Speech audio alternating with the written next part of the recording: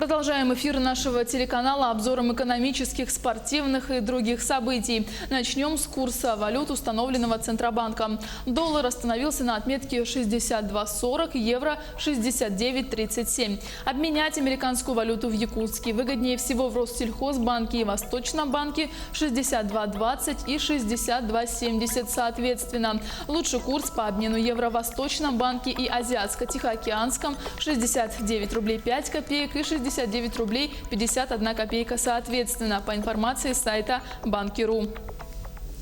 Риск потерять жилье и деньги, потраченные на его покупку, снизился для покупателей недвижимости. В Гражданский кодекс внесены поправки, которые ограничат возможность изъятия квартир у добросовестных покупателей. Закон вступит в силу с 1 января следующего года. В кодексе появился термин, кого следует считать добросовестным приобретателем квартиры. Это тот, кто купил или получил жилье, полагаясь на данные единого госреестра недвижимости. К слову, сложности защиты прав добросовестных приобретателей были связаны как раз-таки с толкованием понятия добросовестности. Если квартира оказалась в криминальном прошлом и позже была изъята в пользу законного собственника, неудачливый владелец может потребовать у виновника ситуации компенсировать ущерб. Вузы обязали возвращать плату за нарушение договора о целевом обучении. Соответствующий законопроект одобрило правительство России. Также законопроектом исключается полномочия правительства страны утверждать перечень специальностей и направлений подготовки, по которым проводится набор на целевое обучение по образовательным программам высшего образования в пределах квоты. Российские авиакомпании начали продажу субсидированных авиабилетов на Дальний Восток. Подробнее расскажет мой коллега Иван Лазаренко. Иван, кто сможет воспользоваться льготными билетами и стали ли они дешевле? Юлия, приветствую. Традиционно воспользоваться возможностью купить субсидированный билет могут молодые люди в возрасте до 23 лет, пенсионеры, инвалиды, а также их сопровождающие и многодетные родители. А что касается тарифов, то, например, улететь из Якутска в Москву можно будет за 7 тысяч рублей. Это новости экономики на Якутия-24, в студии Иван Лазаренко. Российские авиаперевозчики Аэрофлота, Seven Airlines, а также авиакомпания Якутия начали продавать авиабилеты по субсидируемым тарифам в экономическом классе на следующий год в города Дальнего Востока, Симферополь и Калининград. Напомню, воспользоваться этими льготами могут граждане России в возрасте до 23 лет, женщины старше 55, а мужчины старше 60, инвалиды первой группы любого возраста, их сопровождающие, а также многодетные родители. Для жителей Дальнего Востока в силу географического положения территории возможность улететь по субсидируемым тарифам особенно важна. Билеты по этим льготам вдвое дешевле даже низких плоских тарифов Аэрофлота. Всего из федерального бюджета на обеспечение субсидированных авиаперевозок в следующем году запланировано 5 миллиардов 800 миллионов рублей. А для авиакомпаний, использующих легкие и сверхлегкие воздушные суда, стоит установить нулевые ставки НДС и акцизы на авиационные бензин и керосин, считают в Совете Федерации. Эти меры помогут развивать региональные и местные авиаперевозки, особенно в регионах Сибири и Дальнего Востока. Предлагается также рассмотреть возможность разработки и утверждения государственной программы развития авиации общего назначения, предусмотрев в ней механизмы стимулирования отечественного производства легких и сверхлегких воздушных судов и авиационных двигателей мощностью от 100 лошадиных сил. Кроме того, считают в Совете Федерации, нужна система подготовки летного и технического состава для малых судов, строительство, реконструкция и эксплуатация аэропортов и посадочных площадок и механизмы привлечения инвестиций в эту сферу. Компания «Алроса» вошла в топ-10 ежегодного рейтинга открытости горнодобывающих и металлургических компаний России в сфере экологической ответственности. Рейтинг включает в себя оценку экологического менеджмента, воздействия на окружающую среду и степень раскрытия информации. Кроме того, «Алроса» была отмечена за конструктивное взаимодействие во время подготовки рейтинга. Отмечается, что в 2018 году «Алроса» направила на экологические мероприятия более 5 миллиардов рублей. Банки и компании ЖКХ раскритиковали новый закон о возврате просроченной задолженности физлиц. По их мнению, его реализация принесет дополнительные расходы, которые повлекут за собой повышение тарифов. Накануне состоялось заседание рабочей группы по реализации механизма регуляторной гильотины в сфере коллекторской деятельности. Представители экспертных групп раскритиковали законопроект, согласно которому контролировать взыскание всех задолженностей будет Федеральная служба судебных приставов. Эксперты считают, что у банков и компаний ЖКХ уже есть есть свои регулирующие органы, которые контролируют взаимоотношения с потребителями. Распространение закона на организации, для которых возврат просрочки не является основным видом деятельности, может повлечь за собой дополнительные расходы. Законопроект был разработан Минюстом и должен вступить в силу с 2021 года, заменив действующий закон о взыскании. Согласно его требованиям, контроль приставов будет распространяться на все организации, занимающиеся возвратом просрочки. Банки, микрофинансовые организации, ломбарды, а также операторы связи, управляющие компании из ЖКХ и ресурсоснабжающие организации. Однако законопроект находится на рассмотрении у соисполнителей, его редакция пока не закончена. Единственный на территории Дальнего Востока Центр пищевых технологий Республики Саха-Якутия откроется в ближайшие дни в Якутске. Он необходим для обеспечения безопасности и качества пищевой продукции, внедрения технических регламентов Таможенного союза. Центр пищевых технологий будет заниматься вопросами качества и безопасности продовольственного сырья и пищевых продуктов, реализуемых населению, выявления и предупреждения проникновения на потребительский рынок республики некачественных и опасных пищевых продуктов. Он также будет оказывать техническую и технологическую поддержку пищевым и перерабатывающим предприятиям, методологическую и консультативную помощь. Здесь будут проводиться экспертизы и различные испытания. Торжественное открытие запланировано на 24 декабря. В среднем на новогодний стол среднестатистический житель России потратит 6430 рублей. Отмечается, что за год новогоднее застолье подорожало на почти 3%. При этом больше всего, как рассчитали в Росстате, подорожали сыры, сливочное масло и апельсины в среднем на 10-11%. А вот красная икра подешевела на 5%, а свежие огурцы почти на 9%. По данным Росстата, дороже всего новогодний стол обойдется жителям Чукотки в 9528 рублей. Дешевле всего собрать праздничное застолье в Ингушетии потребуется 3500 рублей. На этом у меня пока все. Оставайтесь в курсе экономических событий на нашем канале. Юлия, ну а я передаю тебе слово. Свежая информация появится в следующих выпусках. Спасибо. Спасибо, Иван. А также эксперты выяснили, что в первую очередь жители нашей страны покупают овощи и фрукты, затем сыр, мясо и рыбу, а также мясные продукты. Самый популярный напиток для праздничного ужина – шампанское, а самый популярный салат – оливье. Сколько стоят его ингредиенты в Мирном, знает Альбина Шарафетдинова. Оливье – зимний мясной гусарский. Названий у этого салата много. Рецептов приготовления также. Можно и вовсе не готовить самому. На прилавках широкий выбор. Оливье едва ли не самое популярное блюдо на новогоднем столе. Конечно, можно не заморачиваться с готовкой и купить готовый салат в магазине примерно за 520 рублей за килограмм, но так как это Новый год, не только можно, но и нужно его готовить дома. Чтобы узнать примерную стоимость главного новогоднего салата, возьмем состав классического рецепта. Для этого нам понадобится 400 грамм говядины, 2 картофелины, банка соленого огурца и гороха, 1 морковь, 3 штуки яиц и майонез. Выбираем самые дешевые продукты, которые есть в магазинах. Как оказалось, жители Алмазной провинции готовят оливье по самым разным рецептам. Колбасу заменяем семгой слабосоленой, соленые огурцы заменяем свежими огурцами, добавляем яблочко. Рецепт оливье очень простой. Картофель, лук, морковь, колбаса вареная, либо мясо, яйца, майонез. И все это ингредиент перемешать. Огурец можно добавить соленый. И все, оливье готов. У меня самый простой классический рецепт. Все то же самое, только вместо колбасы я беру мясо отварное. Вот и все. По подсчетам корреспондентов телеканала «Алмазный край», меньше всего денег на оливье потратят жители Ленска. Им он обойдется примерно в 300 рублей. Айхальцам и удачницам на новогодний салат придется отложить 400 рублей. И больше всего затрат понесут жители Мирного. Самая минимальная сумма, в которой обойдутся необходимые им продукты – 485 рублей. Анна Винокурова, Олеся Васева, Альбина Шарафетдинова, Антон Каханский, Денис Сиротин. Телеканал «Алмазный край».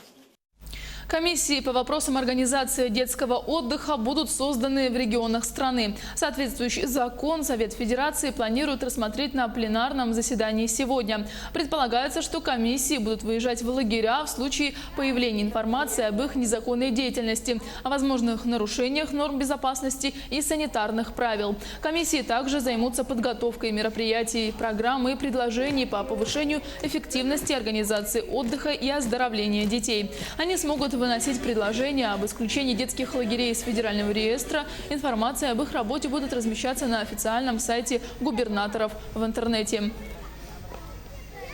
Переходим к другим новостям. В Нерюнгри подожгли автомобиль для отлова бродячих животных. Это был ответ за защитников на действия предпринимателя. Из Нерюнгри на связи наш корреспондент Екатерина Павлова, которая встретилась с участниками конфликта. Екатерина, здравствуй. Расскажи об инциденте и мнениях сторон. Здравствуй, Юля. Да, в Нерюнгринском районе ежегодно сотни горожан обращаются за помощью в отлове безнадзорных животных. Но далеко не все понимают, каким образом власти борются с ними. Скандал разразился 11 декабря, когда в городе Нерюнгри по улице Чурапчинская, 39, в первом подъезде мужчина забрал 2 собак. Это был предприниматель Муслим Абдулаев, который по договору занимается отловом собак, по договору с администрацией. Мы встретились с Муслимом. Он сказал, что после этого случая в его адрес и его семьи посыпались угрозы, и через 2 дня была подожжена его машина. Мы встретились и вообще узнали, как давно он занимается деятельностью по отлову собак и каким образом это происходит. Вот что он нам сказал.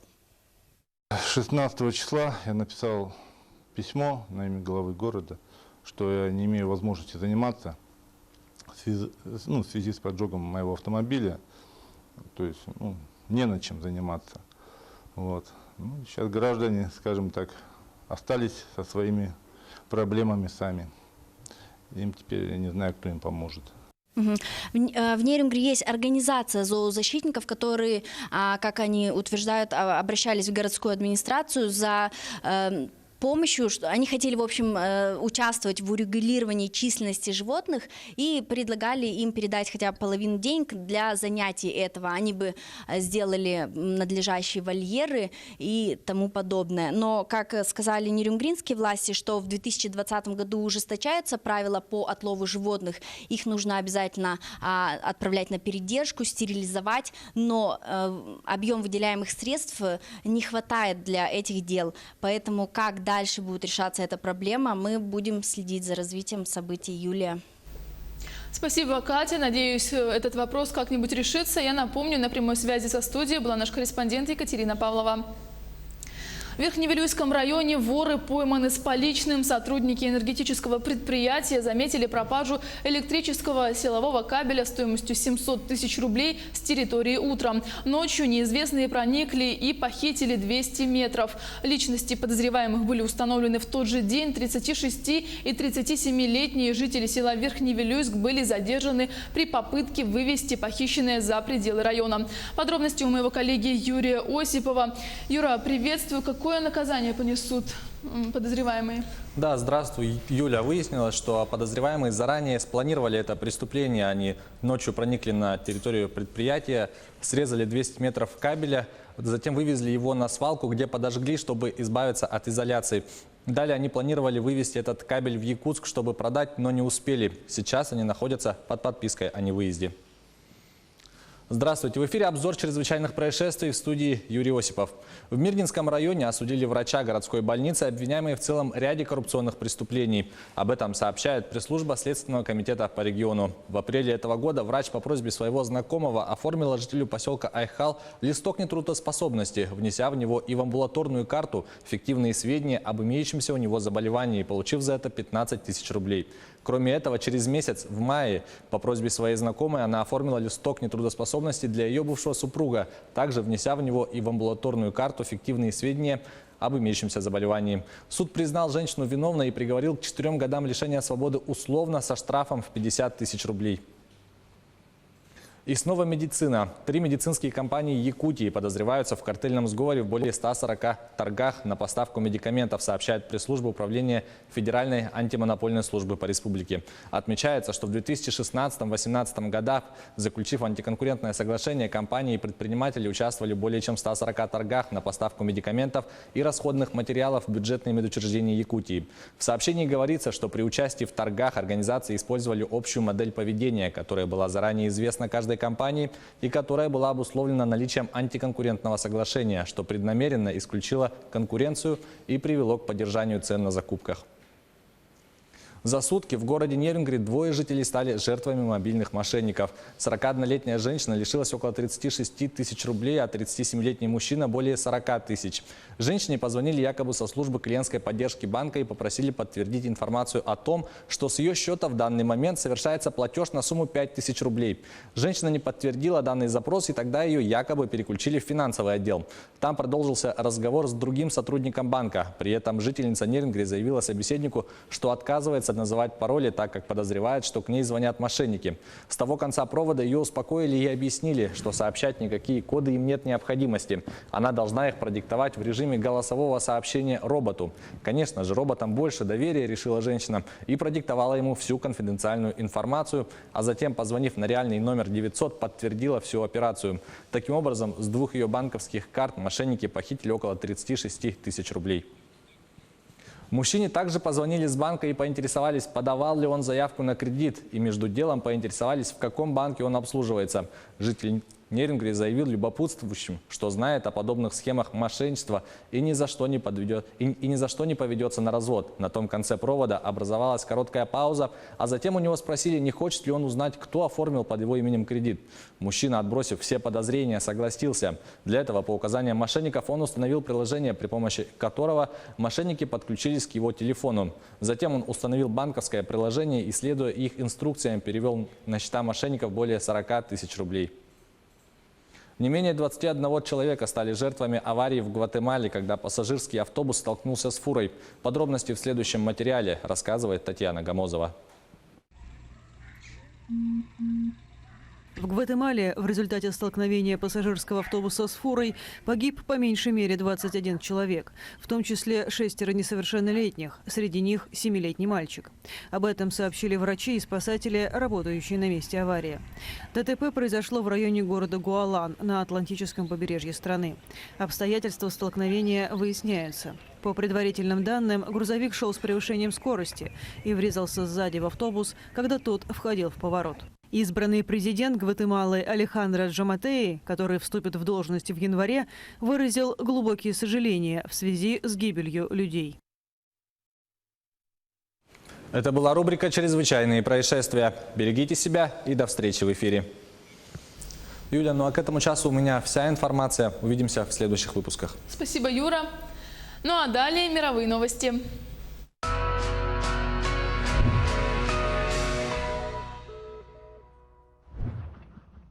Новейший космический корабль компании Boeing Starliner приземлился на полигоне в штате Нью-Мексико. Ранее он не сумел состыковаться с МКС, и его пришлось вернуть вместе с грузом. В причинах сбоя еще предстоит разобраться, рассказывает Татьяна Гамозова.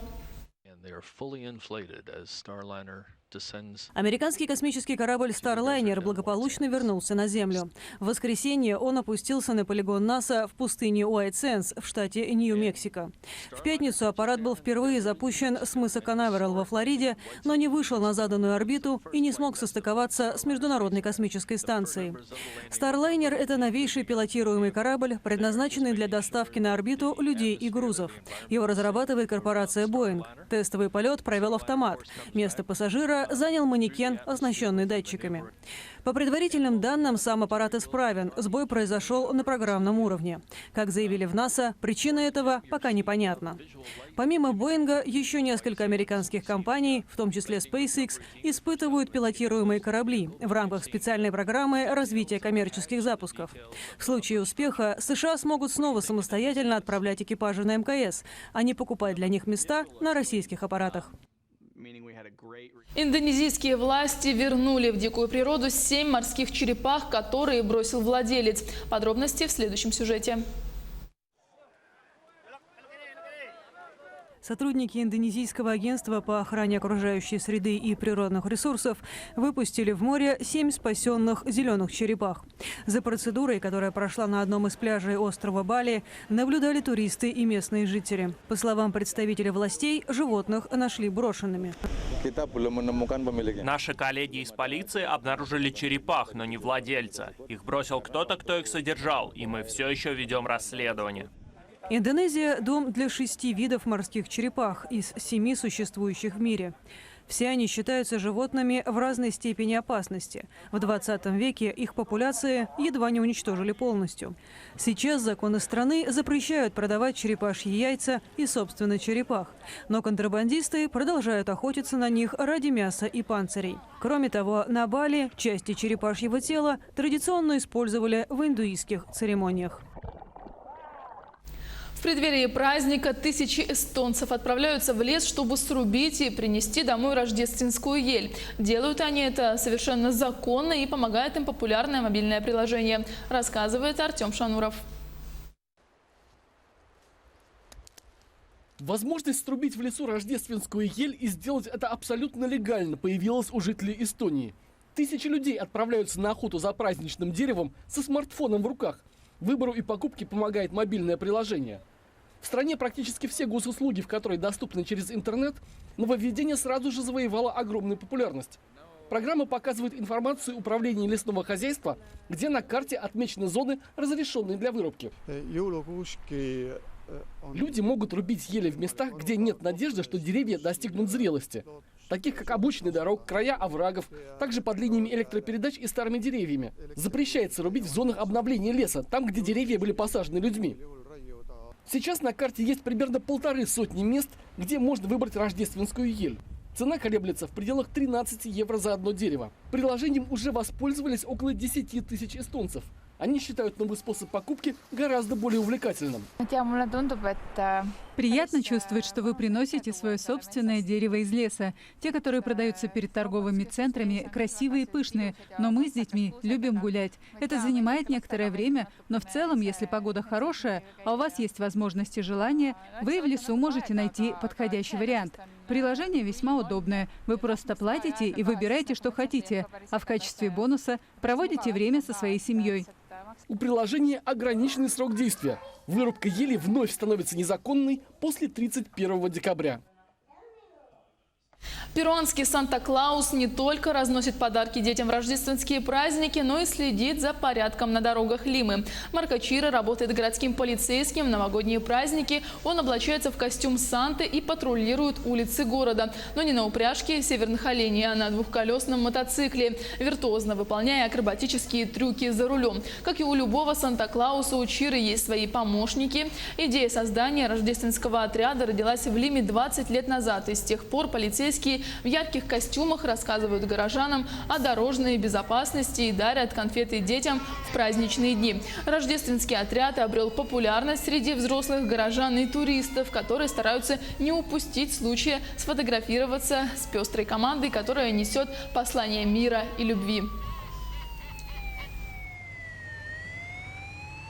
Мы каждый год устраиваем такие представления в рождественские дни. Идея, появившаяся 20 лет назад, нашла свое воплощение. Вот с тех пор мы несем послание любви и мира, попутно рассказывая о безопасности дорожного движения, чтобы предотвратить дорожные происшествия во время праздников.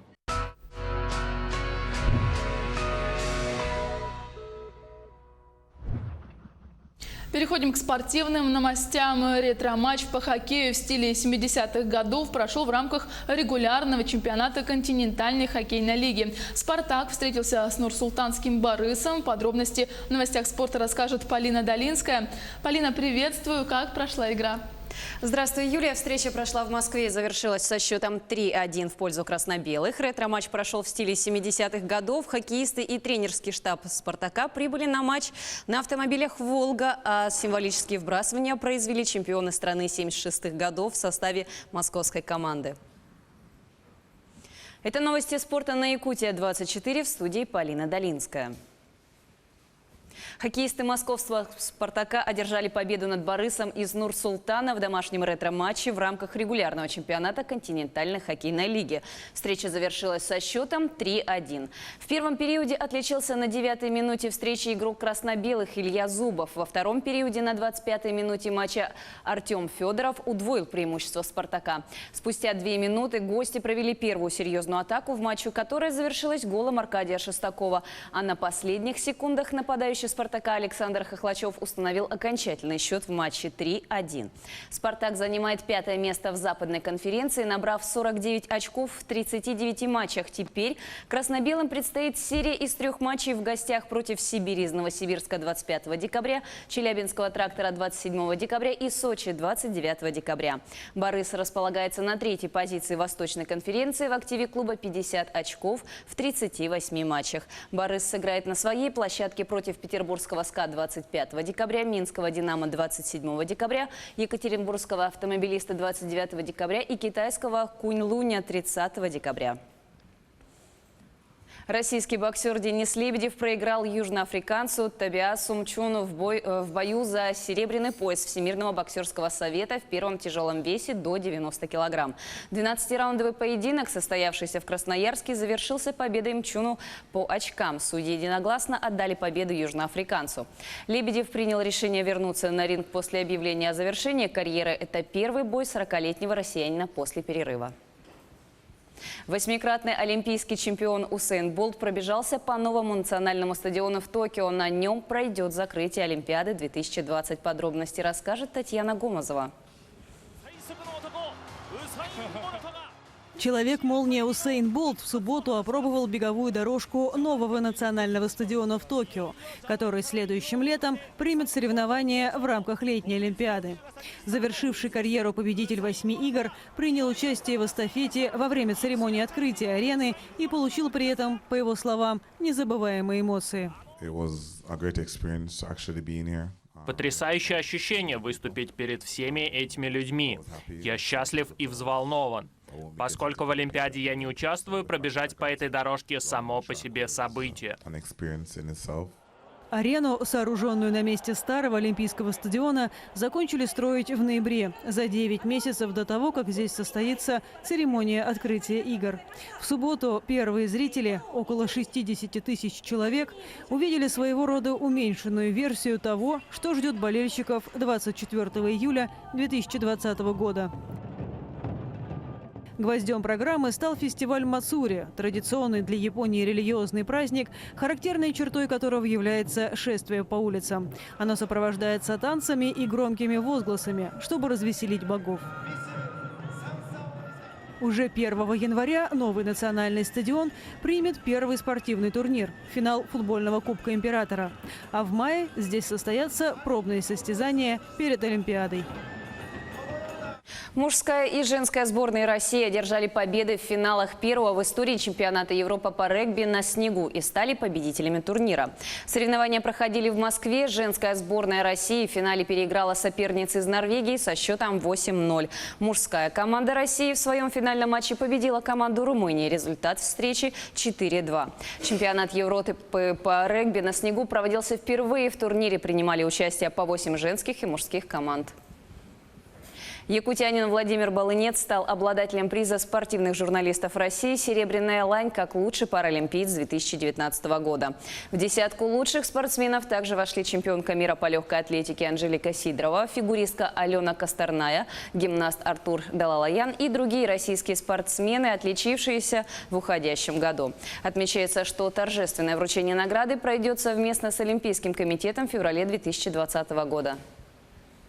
На этом у меня все. Будьте в курсе спортивных событий на Якутия-24. Юлия, передаю тебе слово. Полина, спасибо. Россияне считают, что запах мандаринов дарит новогоднее настроение больше, чем бой курантов, а подготовка новогоднего стола больше брызг шампанского. Таковы результаты опроса одного из сервисов путешествий. Всего аналитики опросили более 4000 человек. Им задавали вопрос, какими способами они создают себе то самое праздничное настроение. 40% респондентов проголосовали за стандартные атрибуты – елку, гирлянды, сверкающие витрины и прочие украшения. 7% отметили, что начинают усиленно чистить мандарины, чтобы почувствовать приближение праздника. Столько же смотрят новогодние передачи или фильмы типа «Иронии судьбы».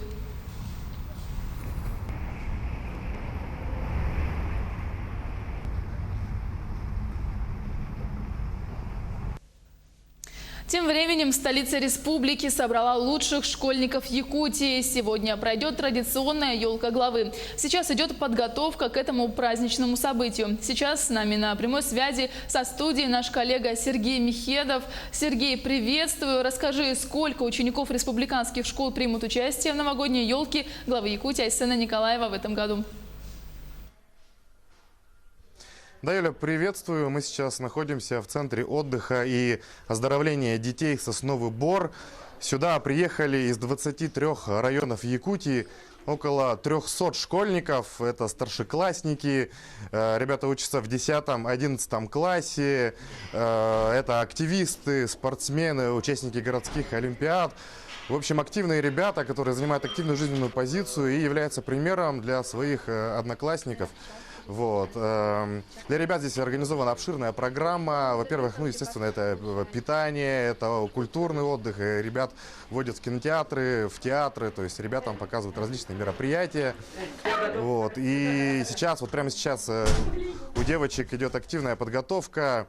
Девочкам делают прически, макияж, парни гладят костюмы. То есть все в предвкушении этого замечательного главного события елки главы.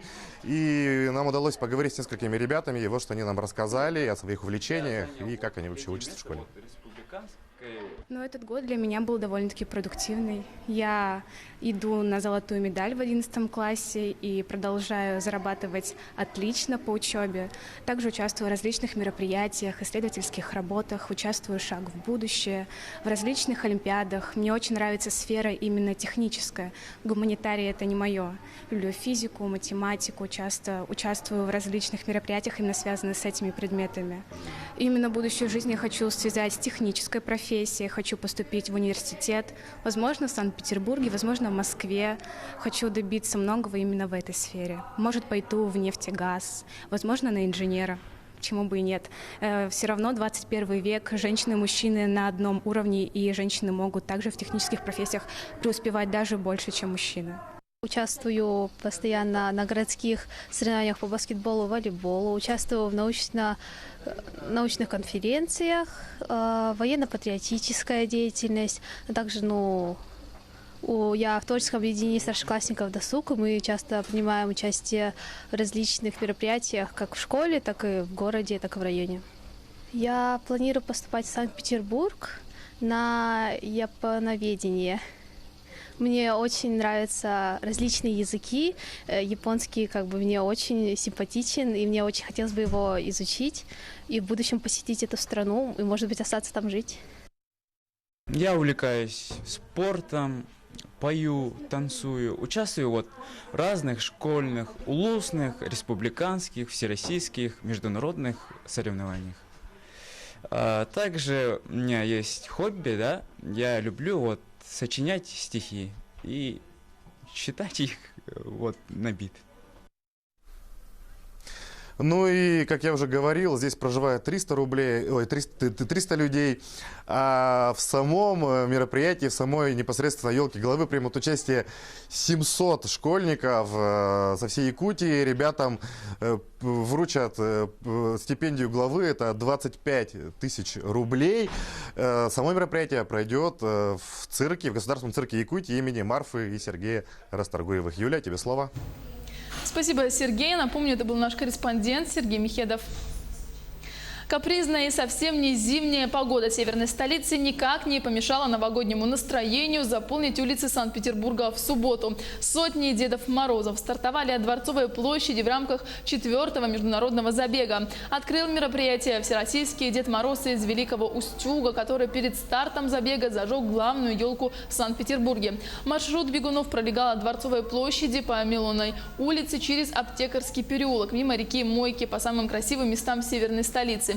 Дистанцию в 2,5 километра могли преодолеть как взрослые, так и дети. К слову, показатели скорости в забеге не имели определяющего значения. Главное, чтобы костюмчик сидел и хорошее настроение присутствовало. Поэтому всем участникам были выданы халат, кушак, шапка, борода и варежки. Тысячи зрителей поддерживали Дедов Морозов, спортсменов на протяжении всей дистанции, в то время как город наполнялся волшебным настроением. Ну а теперь о погоде в крупных городах нашей республики. В Алдане минус 29, ветер западный 3 метра в секунду, идет снег. Минус 31 в Ленске, давление 749 миллиметров ртутного столба, ветер западный 2 метра в секунду. Сегодня в городе также осадки в виде снега. В Мирном минус 35, облачно, ветер дует со скоростью 25 метров в секунду, давление 737 миллиметров ртутного столба. Снег и минус 28 за окнами Нерюнгринцев. Ветер дует с северо-запада со скоростью 3 метра в секунду. Снег. В Якутске холоднее всего. Минус 37. Ветер 3 метра в секунду. Давление 756 миллиметров ртутного столба. Оставайтесь с нами и будьте в курсе главных событий.